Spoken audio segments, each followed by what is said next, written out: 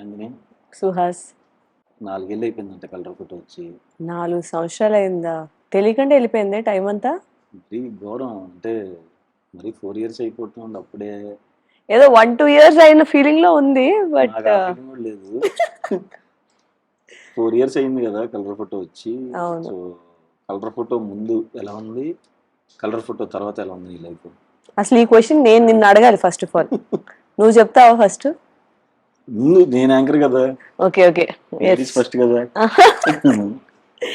So 4 సంవత్సరాల క్రితం నుంచి ఇప్పటికి లైఫ్ అన్నది చాలా మార్పు వచ్చింది. మొదటిగా ముందు మనకి ఒక యాక్టర్ కింద సీరియస్ గా తీసుకోవడానికి అది కొంచెం హెసిటేట్ చేసిన, కొంచెం ఆలోచించిన. 4 ఇయర్స్ నుంచి లైఫ్ అనేది కంప్లీట్ ఒక టర్న్ ఓవర్, ఒక 180 degrees మారిపోయింది. మనకి ఒక యాక్టర్ కింద సీరియస్ గా తీసుకున్నారు మనల్ని, ఒక పర్ఫార్మెన్స్ వైజ్ లోని ఒక మంచి పేరు వచ్చింది, ఒక మంచి సినిమా చేసాం, ఒక చిన్న పొజిషన్ నుంచి ఒక క్రెడిబుల్ పొజిషన్ కి వచ్చి మన చుట్టుపక్కల ఉన్న ఆడియన్స్ నుంచే మనకి ప్రేమ కాదు, ఒక జాతీయ స్థాయిలో కూడా మనకి మంచి రికగ్నిషన్ వచ్చింది. అంటే ఇంకా బియాండ్ ఎక్స్పెక్టేషన్స్, మన ఊహకి మించి వెళ్ళింది ఆ సినిమా. కానీ దానివల్ల నాకు చాలా వర్క్ వచ్చింది, చాలా రికగ్నిషన్ వచ్చింది, చాలా రెస్పెక్ట్ వచ్చింది. ఈ విధంగా నాకు ఒక చాలా డిఫరెంట్ పాత్రలు ఎంచుకునే ఒక అవకాశం దొరికింది. బట్ నాకు నిన్ను అడగాలని ఉంది, అసలు 4 years లో నీ లైఫ్ లో ఎలాంటి చేంజెస్ వచ్చాయి? నా లైఫ్ లో నిజంగా చాలా చేంజెస్ వచ్చినాయి. అంటే అంతకుముందు క్యారెక్టర్స్ చేసేవాళ్ళం కదా, హీరో అయ్యే వాటికి నమ్మలేదు. అలా రియలైజ్ అయ్యేలోపు అయిపోయినాయి. ఒక 5 సినిమాలు రిలీజ్ అయిపోయినాయి, ఇంకొక 5 సినిమాలు షూటింగ్ లో ఉన్నాయి. ఓ మై గాడ్, చాలా బాగుంది. 5 సినిమాలు వరుస కంటిన్యూస్ గా ప్యారలల్ గా చేస్తున్నావా? బాగుంది. అంటే మనం సెలెక్ట్ చేసుకుని కదా, మనం సెలెక్ట్ చేసుకునే పొజిషన్ దాకా వచ్చామని చాలా హ్యాపీగా ఉంది. అవును, మనకి అర్థం అవుద్ది ఆ గ్రోత్ ఎలా ఉంది అన్నది. ఇప్పుడు కలర్ ఫోటో ముందు స్క్రిప్ట్ సెలెక్షన్స్ ఎలా ఉండేది మీది, తర్వాత స్క్రిప్ట్ సెలెక్షన్స్ ఎట్లా చేస్తున్నావు?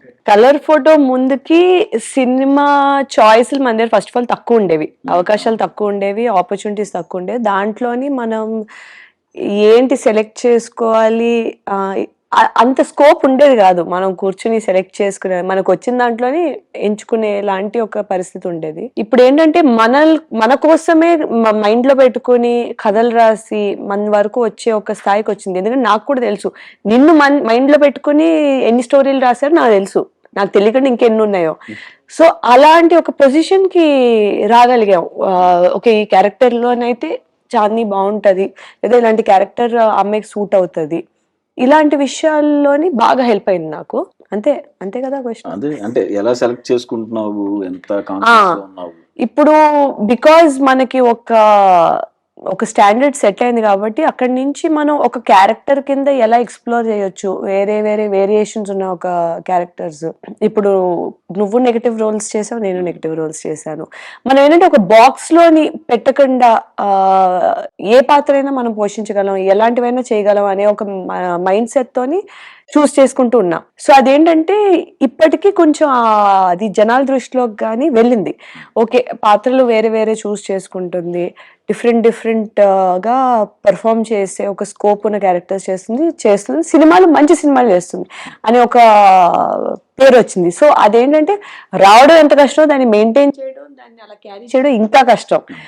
అది అప్పుడు నేను రియలైజ్ అవ్వలేదు. ఇప్పుడు ఏంటంటే మనకు వచ్చే దాంట్లో ఎంత డీప్ గా ఆలోచించాలి, ఎంత కరెక్ట్ గా మనం అడిగేయాలి, ప్రతి అడుగు ఆచితూచి వేయాలి అనే ఒక రెస్పాన్సిబిలిటీ కూడా వచ్చింది. అక్కడ వరకు ఒక కష్టం అంటే అక్కడి నుంచి ఇంకో కష్టం బేసిక్లీ. బట్ అట్లీస్ట్ అక్కడి నుంచి వచ్చే కష్టం కొంచెం ప్రూవ్ అని కాకుండా ఇంకొంచెం ఓకే కన్సిస్టెన్సీ కోసం చేస్తున్న ఒక ప్రయత్నం ఇప్పుడు నాది. కలర్ ఫోటో తీసేద్దాం. కలర్ ఫోటో కాకుండా తర్వాత నీ ఫేవరెట్ ఫిల్మ్ ఏది? నీది? నాదా? కలర్ ఫోటో తర్వాత ఇప్పుడు దాకా దీంతో ఇంక్లూడ్ అయ్యా? ఏం నువ్వు నాగే బౌన్సర్లు వేస్తున్నావు? రిలీజ్ అయిన సినిమాల్లోని ఇప్పటి వరకు ఉన్న దాంట్లో నాకు బాగా నచ్చిన సినిమా అయితే గామి. దానికి నీకు కూడానా మంచి రెస్పాన్స్ వచ్చింది ఆడియన్స్ నుంచి, ఫిల్మ్ మేకర్స్ నుంచి, సినీ ఫైల్స్ నుంచి. అది పక్కన పెడితే ఇప్పుడు నెక్స్ట్ రాబోయే సినిమాలోని ఇప్పుడు ఏవం జూన్ 14th రిలీజ్ అవుతుంది. ఇంత పాటు మ్యూజిక్ షాప్ మూర్తి కూడా రిలీజ్ అవుతుంది. ఏవం అనేది ఏంటంటే ఒక మంచి పవర్ఫుల్ క్యారెక్టర్ కదా, పవర్ఫుల్ గా కనిపించే క్యారెక్టర్. పవర్ఫుల్ లా కాదు, సినిమా చూస్తే మనకు తెలుస్తుంది కొంచెం వల్నరబిలిటీ అది షేడ్స్ ఉన్న రోల్ అన్నమాట. సో ఒక పోలీస్ క్యారెక్టర్ నీకు నేను తెలుసు కాబట్టి పర్సనలీ నీకు యాక్చువల్గా ఇదే సెట్ అవుద్ది. ఆ విధంగా నాకు ఏంటంటే చాలా ఒక ఎప్పటి నుంచో నేను ఇలాంటి క్యారెక్టర్లు చూసుకుంటే బాగుంటది, మా ఫ్యామిలీ కూడా ఇలాంటి క్యారెక్టర్లు చూసుకుంటే బాగుంటది, నా ఫ్రెండ్స్ కింద మీరు కూడా ఆహా ఈ క్యారెక్టర్ బాగానే సెట్ అయిందే అనుకుంటున్నారు. ఆ కైండ్ ఆఫ్ సాటిస్ఫాక్షన్ ఫుల్ఫిల్ అయింది. దాంట్లో మనం ఈ క్యారెక్టర్ ఎటువంటి వేరియేషన్ తీసుకురావచ్చు అనే ఒక యాక్టింగ్ ప్రాసెస్ ఉన్నది కూడా మనకి సాటిస్ఫై అయింది. సో 1 stone 2 birds లాగా నాకు వర్కౌట్ అయింది ఏవం అనేది. ఫెంటాస్టిక్. గామిలో కూడా నువ్వు పవర్ఫుల్ క్యారెక్టర్ అంటే చాందిని చూస్తున్నట్టే ఉంది. దాంట్లో కూడా కలర్ ఫోటోలో ఏం కాదు, ఆమె ఎవరో చేసి వెళ్ళింది. ఇందులో అయితే ట్రైలర్ చూసినప్పుడు అయితే చాందిని పర్ఫెక్ట్ సెట్ అయ్యి ఇండివిజువల్ గా చాలా స్ట్రాంగ్ కాబట్టి అది ఇంకా ఇన్వాల్వ్ అయి చేసాం అనుకుంటున్నా. కొంచెం అవును. పోలీస్ ఆఫీసర్ ఫస్ట్ టైం కదా? Police officer first time. ఎలా అనిపించింది మరి? ఆ యూనిఫామ్ వేసుకోగానే ఒక తెలియని ఒక కైండ్ ఆఫ్ కాన్ఫిడెన్స్ వస్తుంది. అదేటా ఆపాలనిపించేది మ్యామ్. మళ్ళీ అంత రెడీ అయ్యి పోలీస్ ఆఫీసర్ ఎందుకు వచ్చిందని డౌట్లు వస్తాయి. కానీ నాకు చాలా సార్లు అది వేసుకుని అసలు క్యాజువల్ గా కార్ లో వెళ్ళిపోయి ఎవరినైనా ఎవరు చేసే ఇట్రా నువ్వు దా మొత్తం స్టేషన్ రా అని చెప్పి ఊరికే చెయ్యాలనిపించింది. కానీ మరి చట్టాన్ని మన చేతులు చండాలుగా ఉంటుందని చెప్పి చేయలేదు. బట్ అది వేసుకోగానే ఒక ఫీల్ వస్తుంది.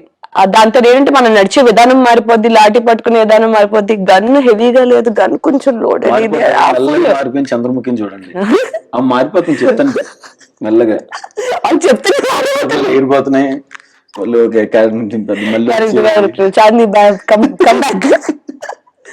ఇంకోటి ఏంటంటే కలర్ ఫోటో తర్వాత ఎక్కువ నాకు వచ్చిన పాత్రలు ఎలాంటివి అంటే ఎక్కువ విలేజ్ గర్ల్, బాగా ట్రెడిషనల్, బాగా సాఫ్ట్ అలాంటి రోల్స్ ఎక్కువ వచ్చేవి. సో అది కంటిన్యూ చేస్తే ఇంకా టైప్ కాస్ట్ చేస్తారు కదా, అలాంటివి చేస్తా అని చెప్పి అందుకు అది బ్రేక్ చేయడానికి ఇంకా చాలా చూజీగా అలా లేని క్యారెక్టర్స్ చూస్ చేసుకోవడానికి కూడా ఎక్కువ నేను ప్రయత్నించాను. అది ఇంకొక మేజర్ పాయింట్ ప్లే చేసింది నా చాయిసెస్ లో. నైస్. లేకపోతే నిజంగానే అవును ఇంకా వరుసగా లంగా ఓని నేటితో రద్దయిపోని. అండ్ ఈ సినిమాలో ట్రైలర్ చూసిన తర్వాత అనిపించింది, అండ్ ఇంకో చెప్పారు మిగతా వాళ్ళు, శారీ వేసుకున్నావు బానే ఉంది, శారీలో బాగుంటావు కాబట్టి, బట్ శారీలో స్టంట్స్ చేసేవంట కదా. అవును మ్యామ్, బాగోదేమో కదా నీకు పర్సనల్ గా? నాకు నిజంగా నాకు ఒక షార్ట్ గుర్తుంది. ఇలా చీరతోనే వెళ్ళి తన్నాలన్నమాట నేను అతన్ని. ఓకే నేను ఫ్లోలో ఈ కాలు ఎత్తేసా. ప్రాబ్లం ఏంటంటే చీరకి ఇంతే విత్ ఉంటది కదా, ఈ కాలు కూడా వచ్చింది దాంతో పాటు. ల్యాండ్ అనేది డైరెక్ట్. అలా చాలా సార్లు లైట్ గా ఆక్యుపేషనల్ హ్యాజర్డ్ ఇంజరీస్ అయ్యాయి. కానీ స్టంట్స్ విధంగా ఆ డైరెక్టర్ ఏంటంటే ఒక ఫెమినిన్ పవర్ చూపించడానికి చీరలో పెట్టారు ఫైట్. అది పర్ఫార్మ్ చేయడం యాక్చువల్లీ ఎంత కష్టం అనేది ఆ సీరియస్నెస్ నాకు అర్థం కాలేదు సెట్కి వెళ్ళినంత వరకు. చాలా సార్లు రెస్ట్రిక్షన్స్, మూమెంట్ రెస్ట్రిక్షన్స్ విపరీతంగా ఉండేవి చీర వల్ల. బట్ మరి దాంట్లోనే చెయ్యాలి. సో అది బాగా ఛాలెంజింగ్ అనిపించింది నాకు ఆ పార్ట్. ఎన్ని డేస్ పట్టింది అంటే శారీ మీద? 3 days. 3 days చేసాం. అది ఎంజాయ్ చేసావా బాగా స్టంట్స్? నేనా స్టార్టింగ్ లోనే ఎంజాయ్ చేశాను, తర్వాత తొందరగా ఇంటికి వెళ్ళిన తర్వాత పెయిన్స్ తెలిసి అంటే ఇంకా ఏం చేస్తే ఏంటంటే అన్ఎక్స్పెక్టెడ్ రెస్ట్రిక్షన్స్ అని. నేను మన ఎక్కువ చీరలోని చిన్న ఇక్కడి నుంచి అక్కడ ఫంక్షన్ నడవడాలే గానీ చీరల్లోని మనం ఇది చెయ్యం కదా. ఇక్కడేమో ఆ చీరలోనే మొత్తం చేయించారు. సో చాలా ఫిజికల్ రెస్ట్రిక్షన్స్, ఏమో పడిపోతానేమో అని మెంటల్ రెస్ట్రిక్షన్స్ తోని కొంచెం ఇబ్బందిగానే అనిపించింది. రేపు పొద్దున్న చూసేటప్పుడు అది కొంచెం ఏదైతే ఇంటెన్షన్ ఉందో అది వెళ్తే అది సరిపోద్ది, అంటే అట్లీస్ట్ ఒక ఫుల్ఫిల్లింగ్ అనిపిస్తుంది. యాక్షన్ పార్ట్ ఎంత ఉంది ఈ సినిమాలో? యాక్షన్ పార్ట్ బానే ఉంటది, అంటే ఎక్కువ ఉండదు. బేసిక్లీ మనం అనుకుంటాం కదా ఒక పోలీస్ క్యారెక్టర్ అనేటప్పటికి బాగా యాక్షన్ సీక్వెన్సెస్ ఇవి. ఈయన ఏంటంటే స్టోరీ దాని చుట్టూరుతోనే తిరగకుండా కొన్ని ఎలిమెంట్ పాయింట్లు పెట్టారు మూవీలోని. ఆ పాయింట్స్ చుట్టూరుతో కూడా తిరుగుతూ ఉంటది. అదే టైంలో ఈ అమ్మాయి క్యారెక్టర్ సౌమ్య అనే క్యారెక్టర్ కొంచెం సౌమ్యంగా ఉండాలి, సౌమ్యంగా ఉంటూ ఒక పోలీస్ క్యారెక్టర్ చెయ్యాలి అనే ఒక మైండ్ సెట్ తో రాసిన ఒక పాత్ర ఇది. దీంట్లోని తిను ఎంత పోలీస్ రోల్ స్ట్రాంగ్ అనుకున్నా సరే ఒక వల్నరబుల్ క్యారెక్టరే. ఒక నెమ్మదస్తురాలు, ఒక వికారాబాద్ అనే ఒక చిన్న చోటులోని పుట్టి పెరిగి పోలీస్ అవ్వాలనే దాంతో వచ్చి ఒక సొసైటీ కాదు, ఇలా కాదు అంటే వాళ్ళకి అగెయిన్స్ట్‌గా నన్ను నేను కాపాడుకోగలను, నేను అవును ఆడపిల్లని అయితే ఏంటి అని ఒక క్వెషన్ చేస్తూ తను ముందుకెళ్తూ ఉంటది. కానీ ఆ వల్నరబిలిటీ ఫ్యాక్టర్, ఆ స్వీట్‌నెస్, ఆ క్యూట్‌నెస్ బిగ్గర్ దెన్ రియాలిటీ కాకుండా, అగెయిన్స్ట్ ద విండ్ కాకుండా ఒక నీట్‌గా girl next door character police అయితే ఎలా ఉంటదనే ఒక రియాలిటీలోనే ఉంచారు. ఓవర్ ద టాప్ స్టంట్స్ లేకుండా కొడితే అటు రియాలిటీగా ఉంటది. వెళ్ళిపోయి అలా అటు ఉండదు. వికారాబాద్లో పట్టణం అయ్యేం ఆహా! ఉండవు. లేదు అలా ఉండదు. బట్ ఎప్పుడు అవసరమో అప్పుడు తను స్టాండ్స్ తీసుకొని నించునే ఒక పాయింట్ కూడా వస్తది. అదేంటంటే క్యారెక్టర్ ఆర్క్ ప్రకారంగానే ఉంటది. మధ్యలో సడెన్‌గా తనకొచ్చేదు. ఓకే. మీకు స్లోగా బిల్డప్ అయిన తర్వాతే చూపిస్తారు. ఆ అమ్మాయి ఈ పొజిషన్‌కి ఎలా వచ్చింది అన్నది. మీకు ఓకే. స్టార్టింగ్‌లో చూపించకుండా. So, okay. నాకు అది కూడా కొంచెం రియాలిటీకి దగ్గరగా అనిపించి నచ్చింది నాకు ఆ character arc. Nice. And Navdeep అన్న ప్రొడ్యూసరు. హ్మ్. ఎలా అనిపించింది కొలాబరేషన్? సో, నీకు తెలుసు నవదీప్ మనకి ఫ్రెండే గాబట్టి, ఈ సినిమా గురించి ఫస్ట్ ప్రకాష్ గారు చెప్పినప్పుడు గూడా, తను ఫస్ట్ తనకి మైండ్‌లో నేనే వచ్చాను. ఎందుకంటే హ్మ్. బయట మనకు తెలుసు కదా! హ్మ్. సో, తను అనుకున్నాడు చాందిని అయితే బావుంటదని. ఆయన అప్పుడు కలర్ ఫోటో అది చూసారు. తను అనుకున్న క్యారెక్టర్‌కి, ఈ క్యారెక్టర్‌కి కొంచెం డిఫరెన్స్ ఉంది. మరి దీన్ని పుల్ ఆఫ్ చేయగలదా లేదా అనే డౌట్ కూడా ఎళ్ళింది ఆయనకి. ఓకే. ఎళ్ళినప్పుడు ఆయన అప్పుడు మన ఇంటర్వ్యూలు చూసారు. ఆ! అయ్యో! కలర్ ఫోటో అది నిజం కాదండి. ఇది నిజం అనుకున్నాను. అనుకుని ఇలా ఇదే కదా మనం చూస్తుంది క్యారెక్టర్ అనుకుని ఇంకా ఆయన ఇంటర్వ్యూస్ చూసి కన్విన్స్ అయ్యి నన్ను కాస్ట్ చేశారు. ఓకే. ఇంకా ఇట్ వాస్ ఈజీ. ఈ క్యారెక్టర్‌లోకి మనం వెళ్ళడం కొంచెం ఈజీగానే అయిందనమాట. అంటే ఇప్పుడు నువ్వు ఫ్యామిలీ డ్రామాలోని కష్టపడి చేసినట్టు కాకుండా నాకు కొంచెం ఈజీగా ఎళ్ళిపోయాను నేను దీంట్లో మన క్యారెక్టర్ కాబట్టి. అంటే జనరల్‌గా కలర్ ఫోటో అంతే. సినిమా చూసి ఛాన్సులు రావాలి. జనరల్‌గా సెలెక్ట్ చేస్తారు. ఈ సినిమా ఇందులో బా చేశాం. ఇంటర్వ్యూలు చూసి సెలెక్ట్ చేయటం నాకు తెలిసి ఈమెను అనుకుంటా. ఇదే ఫస్ట్ టైమ్ అనుకుంటా. ఇంటర్వ్యూలు చూసి ఇంటర్వ్యూలు కూడా ఇంత ఇంపార్టెంట్ ఉంటాయని చెప్పి నాకు అప్పుడే తెలిసింది. అంటే ఈ సినిమా ఏదన్నా రియల్ ఇన్సిడెంట్‌కి ఏమన్నా సంబంధం ఉందా? డైరెక్టర్‌కి సంబంధించింది లేకపోతే ఫిక్షనా? డైరెక్టర్‌కి సంబంధించి రియల్ ఇన్సిడెంట్ ఏం లేదు గానీ, కొన్ని పాయింట్స్ ఏవైతే ఉన్నాయో అవి డెఫినెట్‌లీ మన చుట్టుపక్కల మనం విన్న ఒక పాయింట్స్‌ని ఒక ఎక్స్‌ట్రీమ్ సెన్స్‌లో ఎలా కనిపించొచ్చు. ఓకే. ఈ ట్రైలర్ చూసుంటే దాంట్లోని నాదో డైలాగ్ ఉంటది. "పొట్టి బట్టలేసుకుంటే చంపేసినా హ్మ్. తప్పులేదా" అని. అవును. ఇప్పుడు ఇది డైరెక్ట్ ఏదో ఒక దాని నుంచి తీయక్కర్లేదు. బట్ ఇలాంటి సన్నివేశాలు మనం చూస్తున్నాం గదా! ఎక్కడో ఎవరో అమ్మాయి ఒక షార్ట్ డ్రెస్ ఏసుకొని ఎక్కడో వెళ్తే తన్ని చంపేస్తే విక్టిమ్ బ్లేమింగ్ లాంటివి జరుగుతూ ఉంటాయి. హ్మ్. ఆ అమ్మాయి మరి ఆ టైంలో ఆ బట్టలేసుకొని ఎందుకెళ్ళిందని. హ్మ్. సో, ఇలాంటి కొన్ని పాయింట్స్ మేము అంటే దాన్ని ప్రత్యేకంగా చూపించకుండా స్టోరీలోని జస్ట్ ఫ్లోలోని ఓకే. క్యాజుయల్‌గా చూపించినట్టు చూపిస్తాం మేము. ఓకే. సో దట్ దాని మీద ఎక్కువ హైలైట్ ఉండదు గానీ, ఆ పాయింట్ రిజిస్టర్ అయ్యేలాగా. సో, ఇలాంటి కొన్ని పాయింట్స్ మనం చుట్టుపక్కల జరిగిన వాటి నుంచి పెట్టాము. But overall it's a fiction story. Okay. హ్మ్. అంటే ఇది ట్రైలర్‌లో చూసినప్పుడు ఎవరో సైకో కిల్లర్ ఉన్నాడు. హ్మ్. వింత వింతగా చూస్తున్నాడు. కొంచెం తేడాగా ఉన్నాడు అతను. ఏముంటది ఆయన సైకోకి సంబంధించిన ఆయనతో అంటే ఎంతవరకు ఉంటది ఆ క్యారెక్టరు? సో, 'వశిష్ఠ సింహ' తను చేశాడు. హ్మ్. ఆయన మనకి ఈ 'కేజీఎఫ్‌లో' చేశారు. అవును. ఆయన 'నారప్ప' వీటన్ని చేశారు. చాలా మంచి యాక్టరు. అతని వాయిస్ బాగా గంభీరంగా ఉంటది. పాడితే ఆల్ ఆఫ్ దిస్. ఈ రోల్ ఏంటంటే ఆయనది ఏ నేను సరిపోనా అనే హ్మ్. ఒక క్యారెక్టర్. బేసిక్‌లీ మనకిప్పుడు యంగ్ యూత్ అబ్బాయిలు ఉంటారు గదా! హ్మ్. అబ్బాయిలు గాని, అమ్మాయిలు గాని మనకి ఎలా ఉంటదంటే, ఇలా అనుకుంటున్నా, అలా అనుకుంటున్నా అంటే మనసులో అనిపిస్తది. నేను సరిపోనా?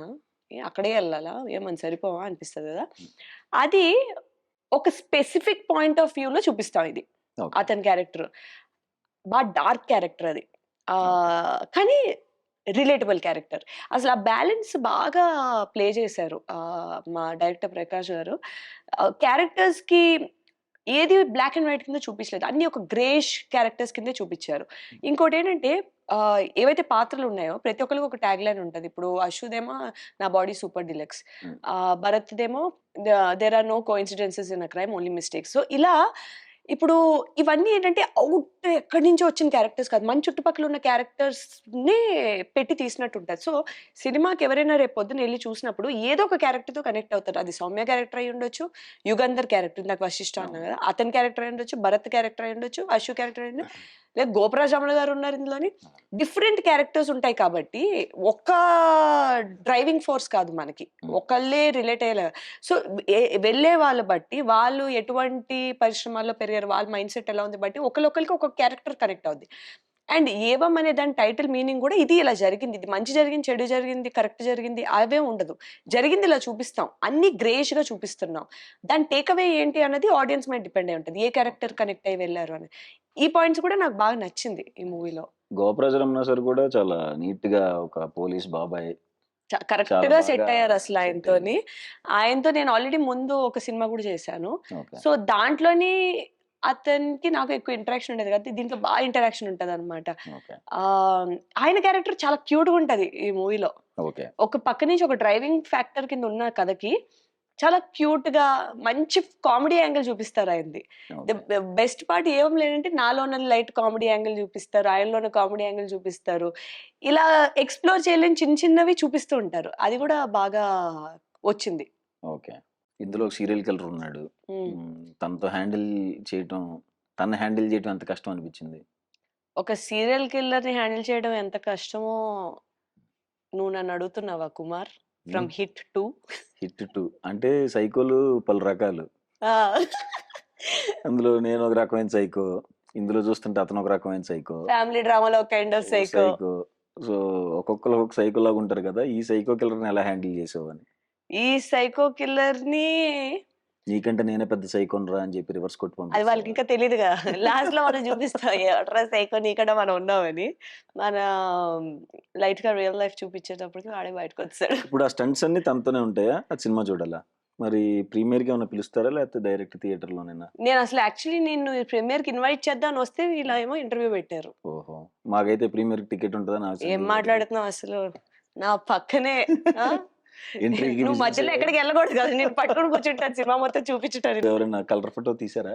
ఎవరో కలర్ ఫోటో కాదు కానీ ఉమ్. కలిసి ఫోటో దిగుదాం ఆగు. సో ఏవం మా చాందిని చౌదరి చేసిన ఏవం జూన్ 14న, జూన్ 14వ తారీఖున థియేటర్స్లో రిలీజ్ అవుతుంది. అందరూ తప్పకుండా చూడండి. ట్రైలర్ చాలా ఇంట్రెస్టింగ్ ఉంది, సినిమా ఇంకా బాగుంటుందని అనుకుంటున్నాం. తను డిసప్పాయింట్ చేయదని నమ్మకంతో 14వ తారీఖు అందరం కలిసి థియేటర్లో చూద్దాం. Thank you Suhas, thank you so much.